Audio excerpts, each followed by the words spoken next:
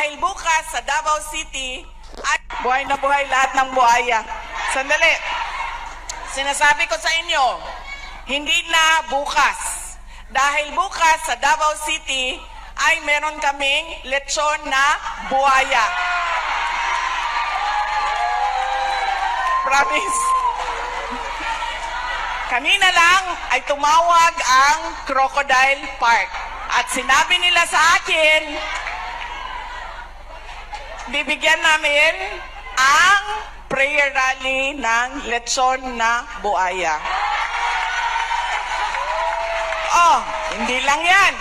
Sabi ng kaibigan ko na merong bakery, sabi niya, Inday Sara, akong bahala sa cake mo na buhaya.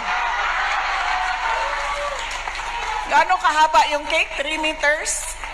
I will stop posting when they declare our democratic right to criticize our government as unconstitutional and illegal.